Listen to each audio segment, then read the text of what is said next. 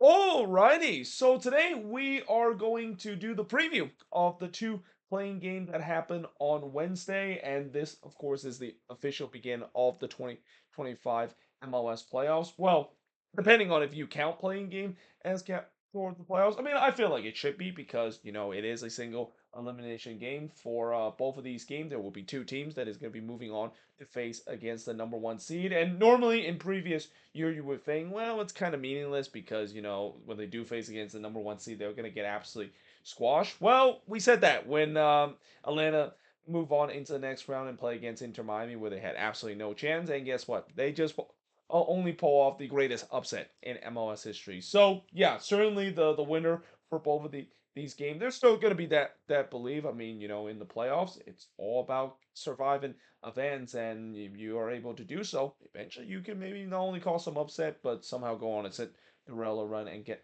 to MLS Cup. And from what we saw last season as well, especially how chaotic the playoffs could be, don't be surprised if one of these four teams that could potentially go on a deep run and go on a very unexpected Cinderella run that will be talked about for a long time.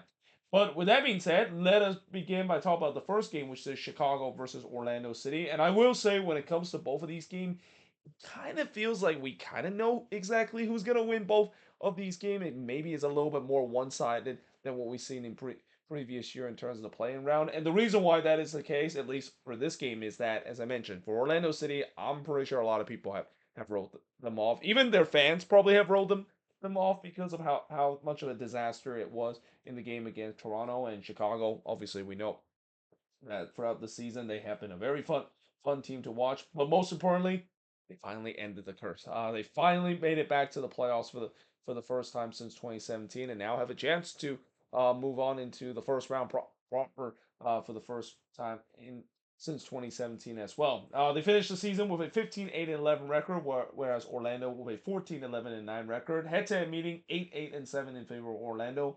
Looking at the last five head-to-head matchup, it was Chicago winning 3-1 against Orlando. But last time both of these teams played at Soldier Field, it was a 0-0 draw between both of these teams.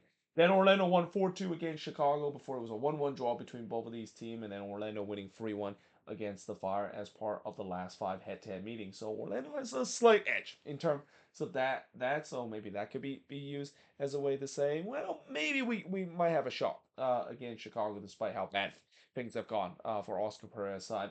And speaking of that, looking at the last five games, of course, it's back-to-back 2-2 draw that Chicago had to finish the season. First against New England, then against Toronto, and then this was pretty much the peak of the season. This is pretty much one of the best win in Fire history in a long time, with them winning 5-3 against Inter Miami and going to Miami and able to get the win and clinch their playoffs for the first time since 2017 and end that playoff drought. But before that, they won 2-0 against Columbus, and then they won 3-0 on the road against Minnesota. So again, they've definitely been in a much better form compared to what we're about to say about Orlando City. Yeah, it's not pretty. They lost 4-2 against Toronto, then they lost 2-1 against Vancouver in a game where they were up 1-0, and then they just kind of decided to hit the self-destruction button in the last 10 minutes. They drew 1-1 against Columbus. They drew 1-1 against Cincinnati. That was actually one of their better game that they had against Cincinnati, but unfortunately not showing their clinical finishing. Still able to rescue themselves a draw. And then the last win was actually against Nashville, but again, that was a game where Nashville didn't have their stronger team. So yeah, again, it's not looking really good in terms of the run of form that Orlando has been down the stretch. Now, looking at the top goal scored, so what's kind of interesting is that I'm expecting there's going to be goals in this game, and that's kind of been the case with Chicago game this season. This is a team that is one of the highest goal scoring team. I believe there's a second highest goal scoring team this season in the league, but they also concede among some of the most goals this season so far. So Fire games are going to be entertaining to watch, and I think there's going to be a lot of goals to be scored in this, and especially when you look at the goal scored, there's plenty of them. I mean, for Orlando, Martino Ojeda, of course, leads the team with 16 goals, followed by Paslich with 12 goals. Then you got Luis Moria with 9 goals, Romero Enrique with 8 goals, and then Alex Freeman rounds up the top 5 with 6 goals. For Chicago, you got Hugo Kuipers with 17 goals, Philip Zikanago with 15 goals, Brian Gutierrez with 9 goals, Jonathan Bomba with 5 goals, and Andrew Gutman rounds up the top 5 with 3 goals. Even in the assist chart, there's plenty of guys that has double-digit assists, starting with Orlando with Martino Ojeda with 15 assists, followed by Luis Moria with 9 assists, Ivan Angulo with 7 assists, Eduardo Atuesta with 7 assists, and Marco Pasalic rounds up the top 5 with 5 assists. For Chicago, you got Zikanago with 15 assists, Bamba with 10 assists, Andrew Gutman also with 10 assists. Can you believe that Andrew Gutman has had 10 assists this season? What a renaissance of a season. It's been by far the best season that Andrew Gutman has had in his career in MLS. Then you got Maran Haile Selassie with 8 assists, and then Brian Gutierrez rounds up the top 5 with 6 assists. So, like I said, I expect this could be a high scoring game. I expect there could be some drama late in this one. And as much as I said with the way that a lot of people written off Orlando, keep in mind Chicago this season they have had their issue this season at home. They're a team that definitely do much better this season on the road compared to what they are at home. Now their home form has been a little bit better lately, but again, we'll see whether if it kind of flares up again, and especially the fact that it has been a while since the Chicago Fire has won a playoff game. So I mentioned the last time the Chicago Fire made it to the playoffs, that was 2017. They lost that playoff game against the New York Red Bulls.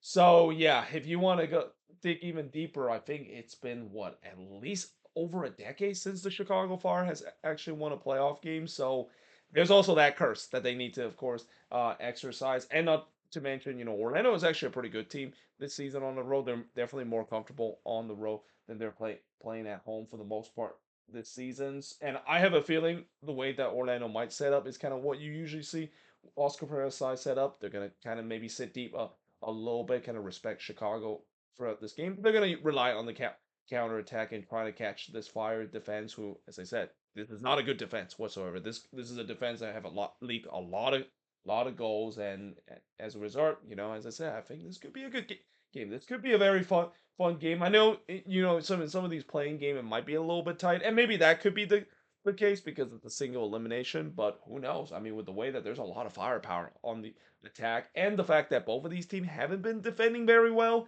again, I wouldn't be surprised if we might get a thrilling kind of goal in this Eastern Conference playing game.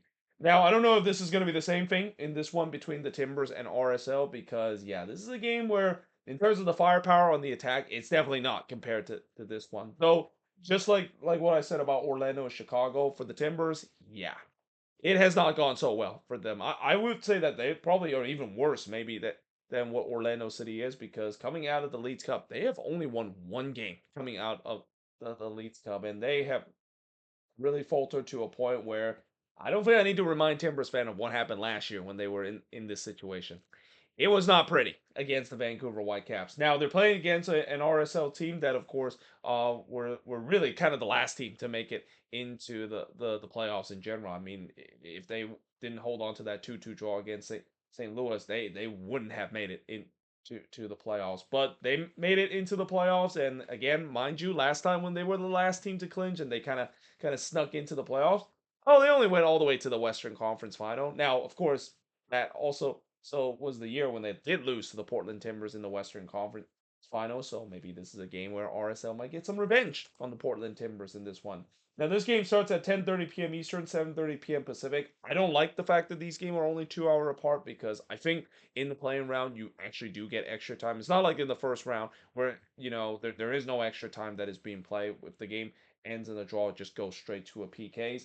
But yeah, in terms of the head-to-head, 15-12 and 15 in favor of no one, as it's a pretty even series. Last five head-to-head matchup. Last time both of these teams play at Providence Park, RSL gets the win. 1-0 was the result before it was a 0-0 draw between both of these teams. Then last year the scoring was actually much higher. 3-2 win on the road for the Timbers over or no, it was a free draw between RSL and the Portland Timbers. I'm sorry, before it was a 3-0 win that the Timbers had against RSL, and then the Timbers had a 2-1 win against RSL as well. Now looking at the last five games, yeah, for the Portland Timbers, yeah, we don't need to remind what happened on decision day. That was ugly. How they perform at home against San Diego. Actually, it wasn't just ugly; it was pretty embarrassing of how they performed against San Diego. And then they, of course, lost 1-0 to their hated rival the Seattle Sounders. Then it was a 2-2 draw between them and Dallas, a 1-1 draw between them and Vancouver, and then a 1-0 loss on the road against the Houston Dynamo. So yeah, the fact that they haven't won any game in the last 5 games and are on a bit of a winless run, not a recipe in terms of trying to move on in out of the playing round. For RSL, they drew 2-2 against St. Louis. They did lose 1-0 against the Sounders, but that was a pretty good game that they play against the Sounders. They put a lot of pressure in that game, just couldn't quite get the goals, mainly because they were missing some key attacking pieces. They got a big 1-0 win against the Rapids. That, again, as I said, it was really a playoff 6-pointer. If RSL not got that result against Colorado, or the fact that that game ended in a draw, then Colorado would have made it to the playoffs instead of RSL. Then it was a 3-1 win that RSL had against Austin. Or actually, I'm sorry. Have RSL not actually got a resort against Colorado? The Actually, no. Yeah, Colorado actually would have made it to the playoffs. I'm just thinking maybe the Quakes had enough in terms of points. No, I think the Rapids would have had enough, and they would have made it to the playoffs. Or I might be wrong though. I need to maybe look back at the standings to look at. But anyway, it was then a 3-1 win that they had against Austin before they did lose 4-1 against LAFC. Yeah, they definitely do not want to face LAFC again. They did not have fun facing LAFC. But other than that, besides them losing a combined score of 8-2 to LAFC, they actually have played much better down the stretch, even in some of the losses that they suffer. Now, top goal scorer for both of these teams. The leading goal scorer for the Timbers is Anthony. They don't really have a lot of goal scored, and this Timbers side, on paper this should be a pretty good attacking side, but the goals doesn't tell us the story. I mean, there's nobody on this team that has a 10 plus goal. You got two guys with 7 goals, Anthony and Kevin Kelsey. Then you got Felipe Mora with 5 goals, David DaCosta with 4 goals, and David Ajala rounds up the top 5 with just 2 goals. For RSL, Diego Luna leads the team with 9 goals. Probably could have had double-digit goals if he wasn't away from the Olympic team. Though, he has kind of slowed down when it comes to his goal scoring production. He isn't really carrying the team as much as he was in the beginning of the season. Then you got Diego Gonzalez with 4 goals, Xavier Gozo with 4 goals, Victor Olatunji with 4 goals. Two of those goals came on decision day, so that's got to be huge. Though for him and RSL, and then you got William Magada rounds up the top 5 with 2 goals. Top assists later, David DaCosta with 8 assists leads the team, followed by Anthony with 7 assists, one Oscar with 5 assists, Felipe Mora with 4 assists, and Jimmy Forey rounds up the top 5 with 3 assists for the Timbers.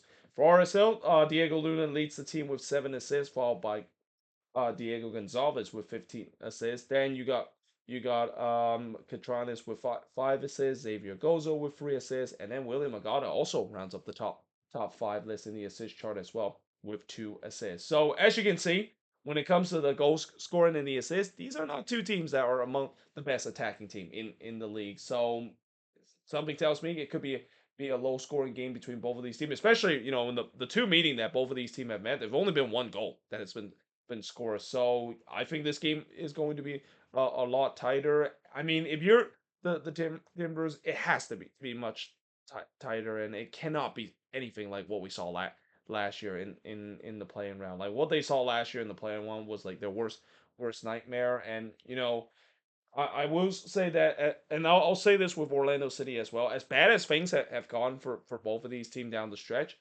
playoffs, it feels like it's a new season. It feels like it's kind of like almost a restart for them, kind of a refresh. The fact that, hey, now that we can put the worry about how us making whether or not if we can make it to the playoffs. Now that we're actually in this and we're only a couple wins away from reaching MLS Cup, let's just kind of put that in the rearview mirror and really go at it, because again, these games are pretty much like must-win game because of a one-game elimination, and that's kind of the mindset I think both of those teams is going to have. And if that is going to be the case, it might also be a mindset that you might see Chicago and RSL has had. And the thing about Chicago and RSL, I would say for both of these teams, they shouldn't underestimate their opposition. In a single elimination game, anything can happen. We've seen this before where there's been big upsets in terms of the single elimination game. It only takes in a game where if you're not playing at your best, then you could find yourself exiting the playoffs before we even started the first round. So yeah, very interesting to see, of course, who of course will move on, and if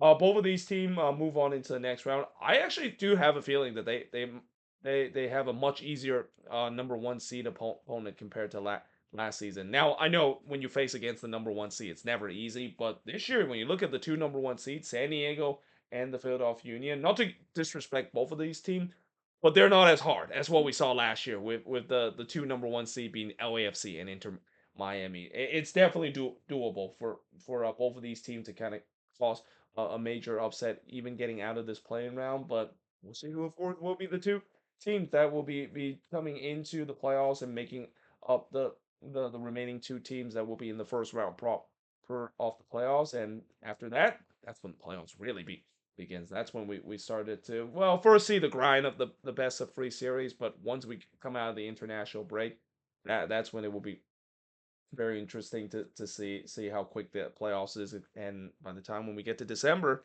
we'll be crowning a new MLS Cup champion this year. But there you have it. That is pretty much it when it look to the preview of both of these games. Hope you guys enjoyed this video. If you do, make sure you like, smash the subscribe button. Let me know in the comments below what do you think of these two games and your prediction for both of these games. And yeah, hope you guys enjoyed this video, and I will see you guys next time.